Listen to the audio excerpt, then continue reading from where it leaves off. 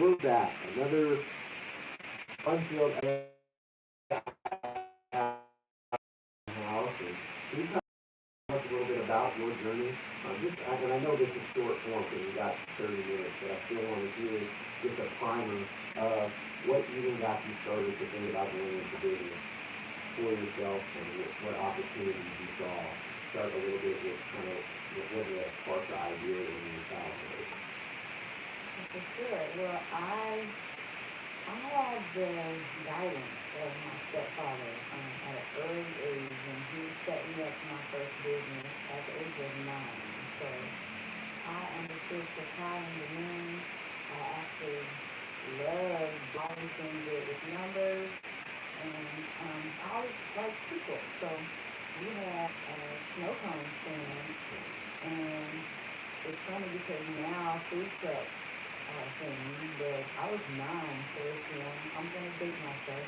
That was over 3 decades ago. We had a trailer right under the Promenade 23 sign, because it had power right there, and I would go into the Promenade and get.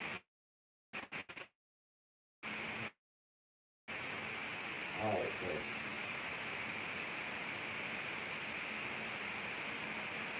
Mm-hmm.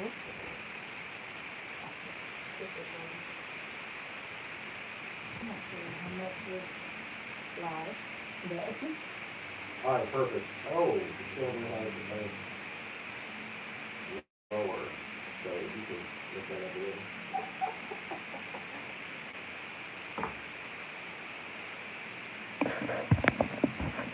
Oh, now it's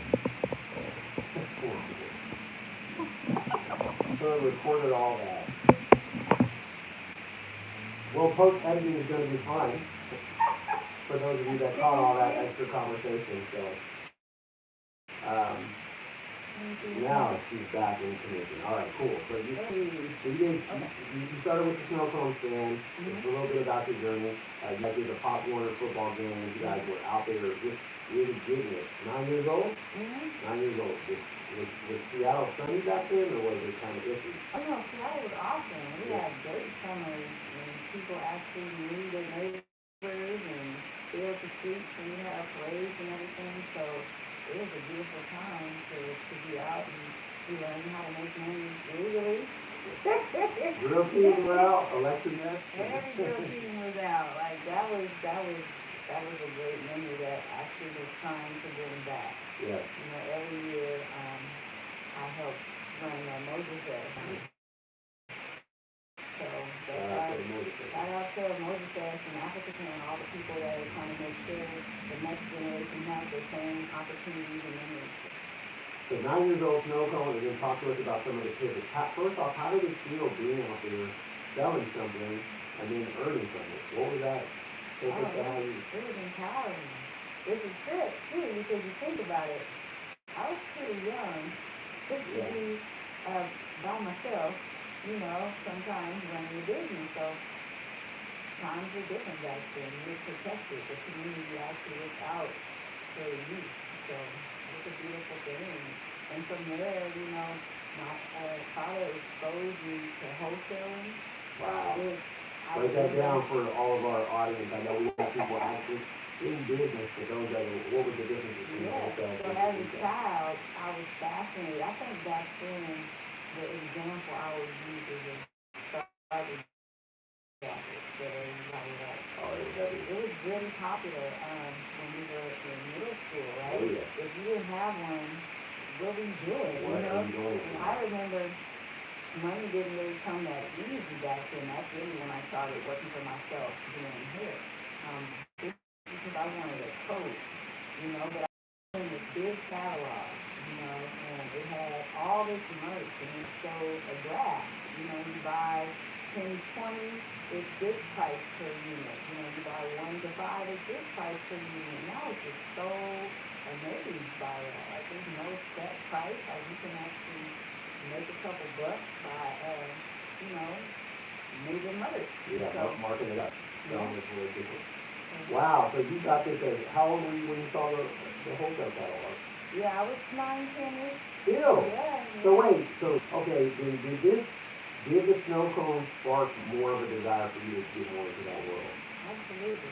You Yeah. saw the advantage of But I wasn't old enough to work a real job. Yeah. So that was on and you the don't want to way. just do like chores and get allowance or birthday Well, gifts. You want to. money wasn't really flowing like that. You know, Yeah. I had a single mother that ran the household, and you know, I had to wear a lot of hats. So I'm big sister, I'm babysitter, I'm designated walk to the daycare Oh, and yeah. pick up my little sister Sounds like after an I action children. get out of middle school. Like, I had so much responsibility Yeah. as a young person that I people watched the whole time, because Seattle was really changing back then. So I always looked for opportunities to be able to live the lifestyle I wanted. At that time, it was hanging out at McDonald Park all day. Yeah. so, Absolutely.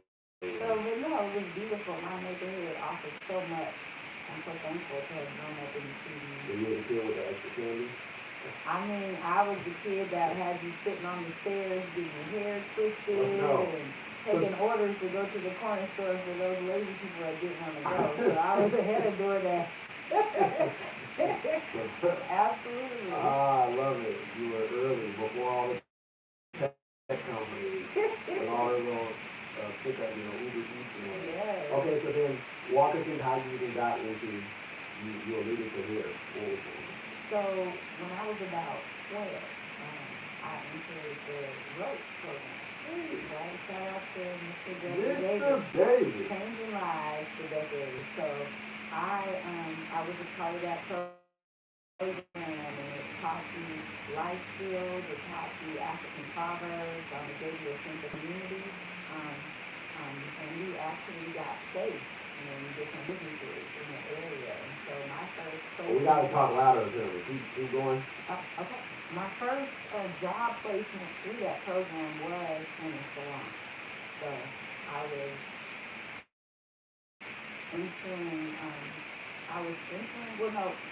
my first job actually was covered at the YWCA on Kids. And so I worked the front desk and learned how to face customers in the community in a different setting. At that time, they ran a lot of women's programs, and I had the domestic violence shelter and all the things. So that taught me office skills and how to transfer what I knew in my own business experience to a real business setting. And so for life. Yeah, so she allowed me to come in there and, do late duties, take out the garbage, set appointments, stock the products, and things like that. And so I learned how the salon really works. And from there, what was being in that atmosphere like? the things. And so I was amongst some of the best role models I could be, professional black women in business, and offering me a seat at the table, which is new. But, a lot of people grew me into being the professional that I am today. So was it inspirational then? Very much so, yes. She was published in magazines and doing a lot. So you were exposed to almost like a normalization of success. Absolutely. Because, it's not like you were put in a raggedy shop where things were ran, which, right. I mean, shout out to people in process and all that, but you're put in at an exposure level to where you see her actually executing at a high level, drawing in a specific type of client, her rapport with those customers, the way, talk to me about what you saw about the way she conducted business and how she talked to the people and what it was like in there. Absolutely. It was very interesting to see because she had a clientele of wide variety, any demographic, and that's the mix of Seattle, really. We are a melting pot, so you have to have your game at the highest level possible to stay relevant. She always believed in advanced training, so she was always taking classes and setting herself up to achieve success at the next level, whatever that level would be. So she kept leveling up. Absolutely. And that was inspiring as well. Yeah, that was the recipe. Let's go. Okay, so then talk about how that influenced you and what moves you made personally as a result of being in that environment. Sweeping hair up, taking out garbage, Well, taking it back. it's funny because a lot of people in my family are successful in business. My grandfather, who passed before I was born, actually had a barbershop on Madison. So I'm like, it naturally came. I guess I've been curious about being a catalyst in my community. I wanted to be in the mix and help change other people's lives because I saw all the options, and I wanted to be able to be as I please. I don't really like being told no. So you kind of have to have plan A, B, and C if you want to achieve a goal. And that's what working around some of the best of the best taught me, is to keep leveling up and stay ready. Okay, so then you are exposed, you work in the environment.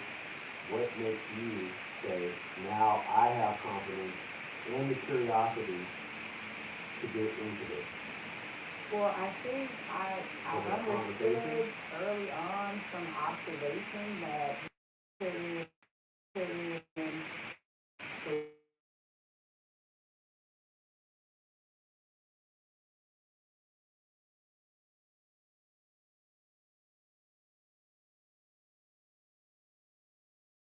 that I grew up with, they weren't listening. I sought out, Were a lot of them business owners or what? Or were they just in corporate roles? Was it a mixture? good question. As a kid, when you sit at a restaurant and you see the head of the table pick up the tab, there's a whole table of people, you wonder, they're doing something right. Like, I don't know exactly, but I just knew that is what I observed. And the times that we were living in, that wasn't the experience that our peers had. So I wanted a piece that was successful to that.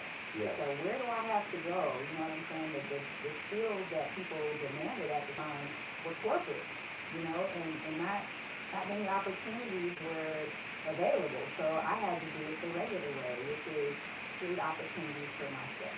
I put myself in school. I sought out internships. I worked for free, and gain the skills and the social capital to open the doors to get to the next level. And how old are you then? Let's see. I was 17 at that time. So, okay, from 9 to 17, what's happening to you skill-wise? What is making you decide that this is the direction I'm going to push for myself? So are you trying out different things as a kid? I'm doing everybody here. Yeah, I'm so doing you my did, so you started with friends. hair. I started with hair. Okay. Well, actually, my little sister taught me how to do hair in middle school. Wow. I thought there's no way in the world you know how to braid and I don't. So, shout out to my sister Shama. Little sister leveling up big sister. I love it. That's It's right. all in the family. That's real. Village though, you gotta invest in each other. So you have that conversation, you're like, I need you to we doing this right now. That's right. It's so funny because that same sister gave me my first celebrity client. Let's go. So whether you're licensed or not, you have talents and abilities that you can use to provide for the lifestyle that you want. It's a gift. You just want to make room. Don't ever forget that, so lean into what you enjoy and see if you can make that possible. That's first and foremost. Because nobody really taught me how to do it. My mom always worked, the lights never got cut off, but that, it's a lifestyle, you're always working and making sure that people are provided for. I wanted to do that and more. I wanted to both provide and be present, so Yes. that's the lifestyle that I had to set up for myself. And since I had a child early, I figured I might as well go. How old were you? I was 17. Okay. So he was one when I graduated from high school, my son Marvin, and So at that point, because I talked to both dads that have had to, raise a child solo because of the situation with, different things that happen with the mother. And I've talked to, for you, when you were young, this is how I'm talking about younger, yeah. So, when you have a child now, is that a moment of clarity? Because it sounds like you were already on a pathway of like, I'm gonna build my own business and I'm gonna design the life that I want. Right. Talk about now that there's another person depending on you. What was that? Yeah. Well, I wouldn't have made the decision to have out that early that I didn't feel I was capable of providing for them, because I was already making a decent amount of money as a child. I felt confident that I could make more than the minimum wage at the time, which was $4, $4.35, I think, Boy, when we graduated from high that's it, school. right? And so, yeah, I Went up to 550 and we I thought was it was big. exposed to business. You know, I ran my own business with my stepfather. My godparents had child care facilities that they let me run. And then, you know, before I even had my child, like I said, I had down the front desk at the YWCA.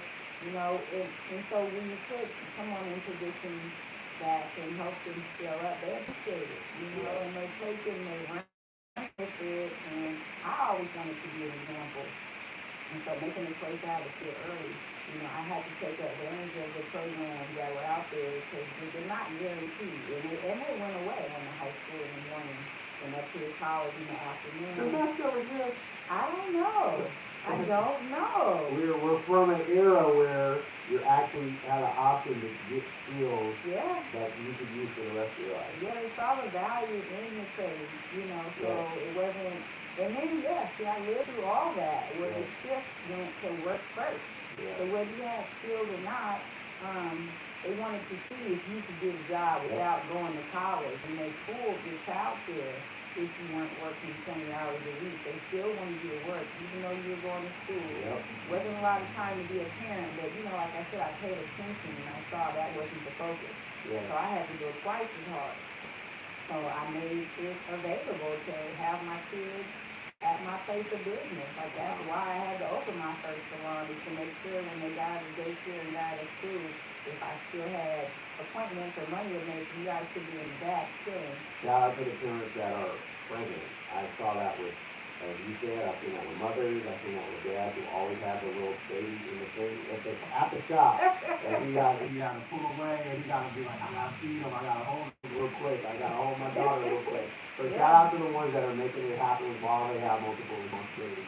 Okay, rewind a little bit because this is going to be like a part one and we'll come back and have this conversation more because I really want our entrepreneurs, we do this as Fireside Chat also, but we wanted to do one live because we know it's more unpredictable and half of our team will try to resell. We're here and we're holding the fort down so you see us with technical difficulties. They're going to keep us until because of our age, but we're still going to do maximum output in spite of that. So question for you, when do you know, let's rewind, when do you know that you're good?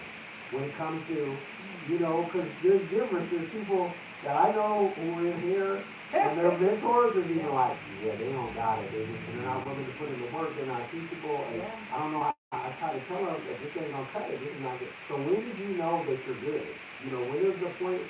Not saying the truth, like the best ever, because I know your mentality is that you're always getting better. So when did you know you have the confidence to be like, I can charge for this and I can charge well, and people will pay me for this. I'm actually good. Yeah, well, What age is that? I think it has to be early. Or just moment. It could be a moment. Early 20s, late teens, you know, because of the fact that people trusted me. People trusted me with their hair, their kids' hair, you know, and I know at that time, I was just a child, you know, and you're paying me $100, you know, I probably should charge more, but, you know, you have to do what you have to do to develop your level of mastery, you know, practice makes perfect, and it sounds kind of cheesy, but it really does. Like, you have to get in the repetition for it to be nothing, you know what I mean? So, Practice, So, is there that moment where can you remember the moment when you were like, okay, I'm ready to do this, I'm ready to charge more, I'm ready to, you know, I got multiple people that are willing to trust me with this thing, and what, you get what I'm saying? Can you go back to that turning point and tell us what you felt or what clicked for you to say, I'm really serious about this, I actually am good at this, and I'm going to do it well. Versus, because, you know, I know adults as well can be doing this, their best. They love us to life, so they try to tell us, come on, that's good and everything, but you should. You get what I'm saying? Yeah, well, I mean, even in high school, like I was doing my teacher's hair. Oh, no. So, That's I, next level. I, They trusted you to do it. I was really like protected and favored. You know, people saw my efforts. You know, they knew my situation. You know, and then my work kind of spoke for itself. You know, I think what separated me from the majority of the other stylists out there is because I really was a braider. You know, if I could create a style with braids, you know, whether some people are just really kind of like limited to thinking one way. I always just pick up on stuff and tweak it a little bit and make my own technique. And I mean, I basically still doing it. So I'm very, very happy to have been blessed with these skills because I don't know how otherwise I would have made it. Times were hard. So when, so this is funny, this will ask you, this will be my last question. So for this segment, when you're doing a teaching there, do you still charge them? Or do you tell them that I'm gonna need that A? Which one? Like I said, I don't know if I necessarily need catering. I'm gonna need that A though. I'm gonna need you to, I don't I'm think gonna need you to talk to my other teacher and make sure that we on the same page. I'm Yeah. feeling like I got about a 3.8 right now. Well, you really have a 3.5. No, I'm thinking it's like a 3.8, 3.9. Yeah, I don't think my grade is bad in that class. Okay, okay. Just making sure that it was a fair, just a level of mutualism. Man, so we're gonna cap it out right there just for this first segment. Thank you for your time and for really opening up a little bit of your story. We really want to inspire and encourage and just help entrepreneurs on a break time, whether it's you taking your lunch or whether it's a working moment and you got your earphones plugged in. We want you to smile, we want you to laugh, we want you to get energized, to really take time to upskill yourself and pour into your enterprise and continue to add value to the marketplace. This is what we're about here at Urban Impact. Don't forget, the principal course is going currently. We just started this Wednesday. It is booming, it is popping. You might be able to, knock on the door and day began, so you might want to still try to see if there's a room for you. But we also have Thrive coming up for as our business accelerator. Our business accelerator starts up on the first week of November. So applications are open now. All the links are here in the description. Go to the link. Sign up now. What are you waiting for? We want to see you expand, and we want to see you flourish, and we want to see these businesses create generational wealth. So thank you for tuning in, and God bless you. Shalom, shalom. And the other half of my team, we are not above the technology, and we're not below you. All right? So we know what to do. All right, take care. Bye, y'all.